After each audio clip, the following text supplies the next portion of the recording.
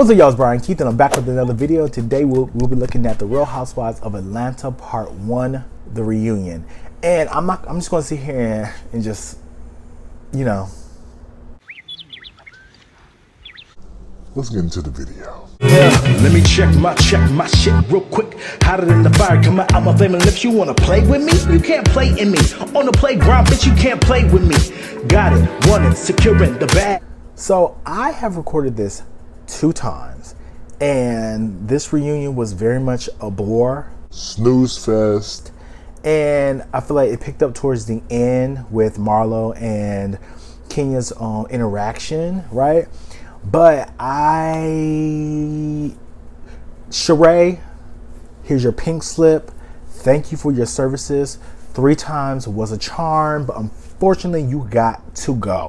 Loser! She didn't give that much. I don't know why she was in the first chair.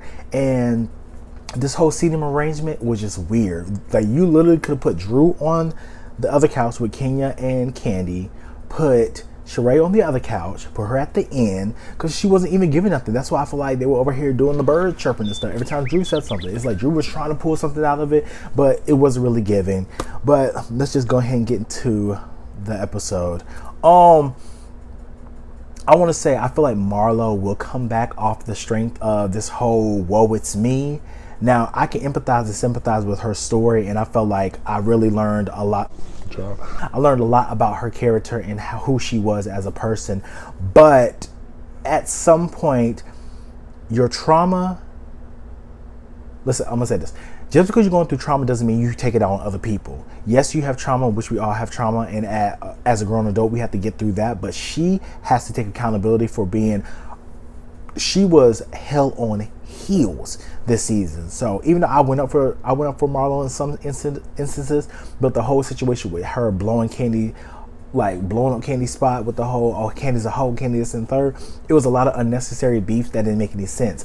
Now, if she would have went at Candy for the whole simple fact that Candy was running her business to the group, cool, that would make sense. But everything that Marlo did didn't even make sense. But I feel like she has redeemable qualities, which is why I feel like she will come back. Drew versus Sonya. I mean, it was a cute little beef. Sonya's basically trying to explain to Drew why she have beef with her. I feel like Sonya this whole season was trying to find a problem with Drew. That's how it was edited to us to seem. But in this moment, I got where Sonya was coming from. It made sense. I feel like Drew was definitely trying to like pay her dust and just like, girl, you know, I introduced you to this person, and like Sonya said, like, to who? Shamia? Like, Drew was trying to make it sound like she was introduced to Beyonce. You fucking insane. Beyonce. And we got Drew versus Sheree. Her chihuahua. Yeah, you had your chihuahua doing the dirty work. I didn't have a chihuahua. I gave her the bones. Yeah. Sheree was a uber flop. She was a flop. Like, she didn't give nothing, and then she couldn't even get her words out. Like, he asking her like, what does your boyfriend do? You know, How long have you been dating? a few months. What does he do? What does who do? Girl, what are you talking about? You know exactly. Like, it just pissed me off. She want to act dumb. Your new boyfriend. I've not said I had a boyfriend. Okay, well, you've been dating someone for a few months. Yeah. And with her whole website, that website was a flop. The clothes was still a flop. Nothing that I saw on that screen was on that website. The shit was a fucking flop. And it's just sad to say that, because I really was going up for Sheree, because I'm like, okay, the fashion show, like, because she shut me up. If you look back at all my videos, I said the shit was a fraud. Right. So when we saw the fashion show, I was like, okay, cool. Like, I like what I see. Like, you know, it's some shit I actually wear. Cool.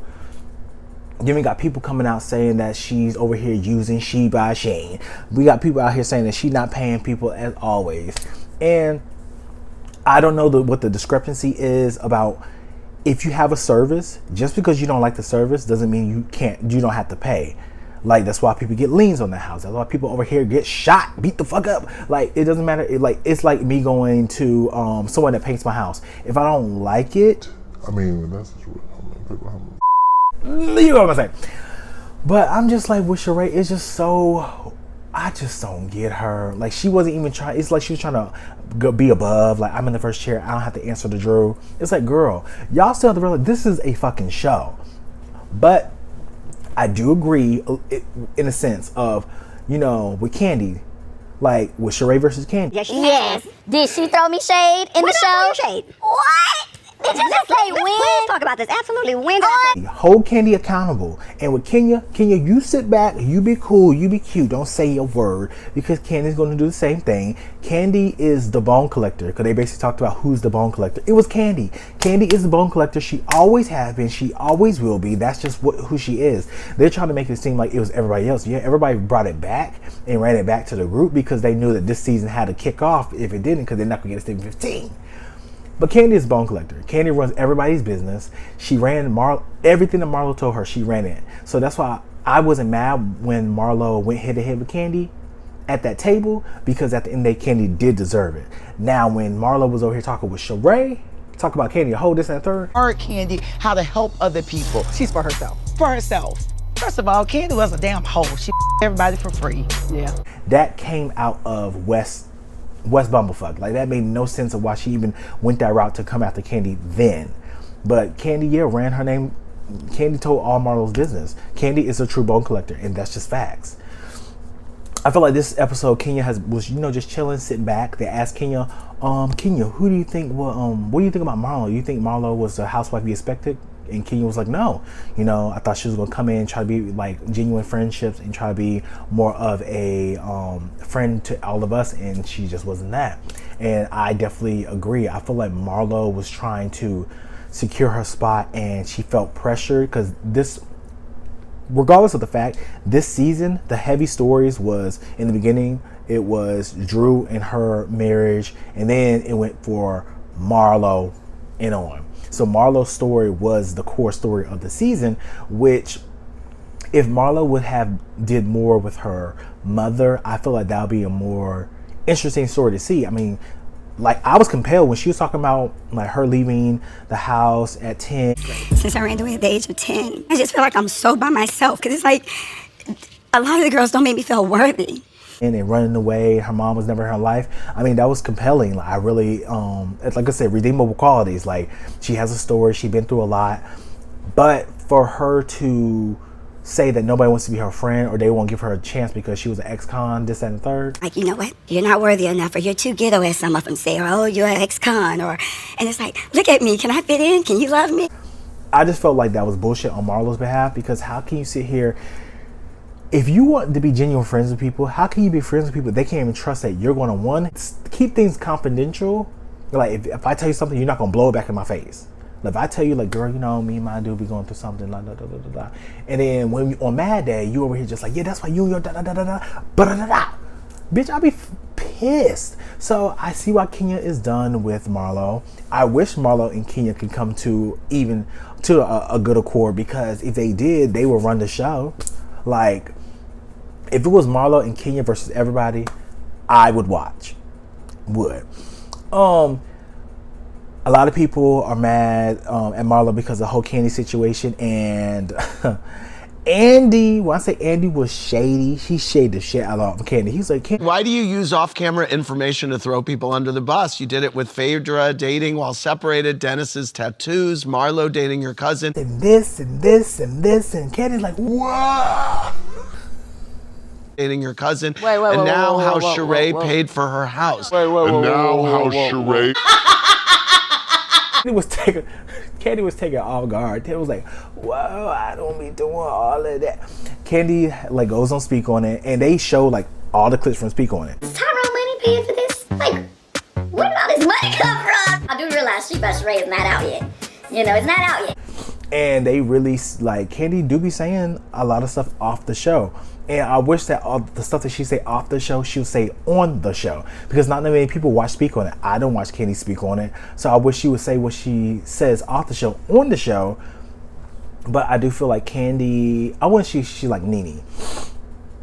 I do feel like Candy's becoming complacent in the position that she's in. She don't feel like she has to work that hard. And I feel like this season was the first time I've seen Candy since the whole Phaedra situation.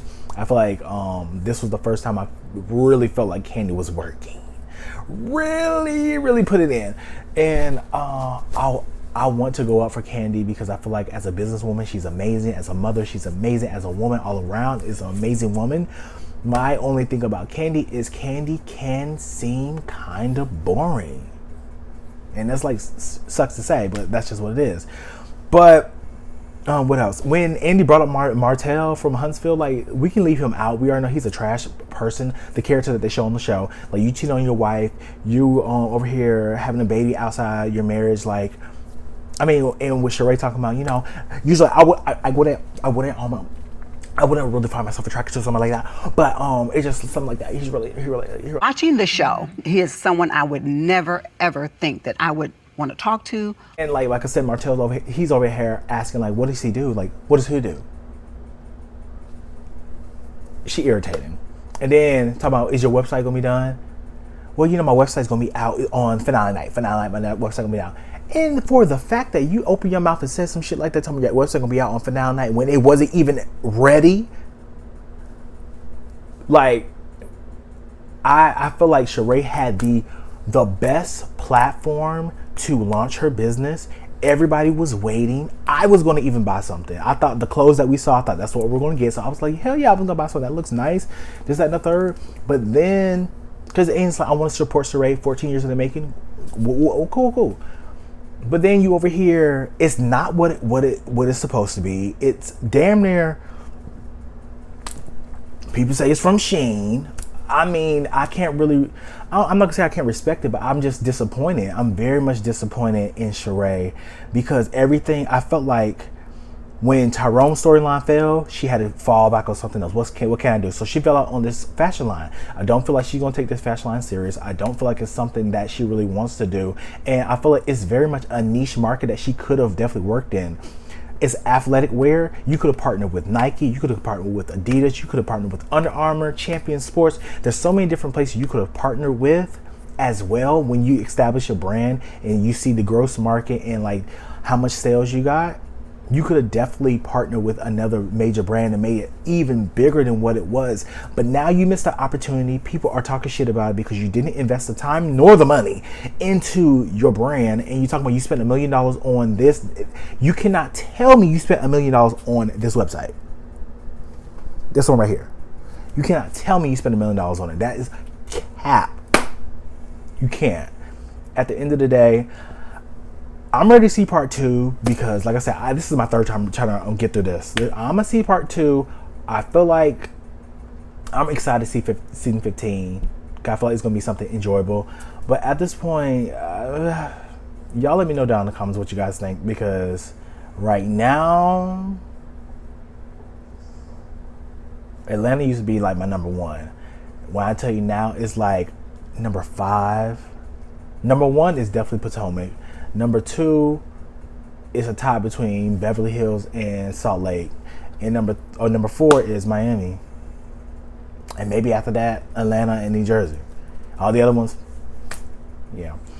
But let me know what you guys think. Like, comment, and subscribe. Thank you so much for all the recent subscribers, all the new subscribers, and the ones that are watching. I appreciate everything. I'll have a Big Brother video up soon. See you guys later. Peace.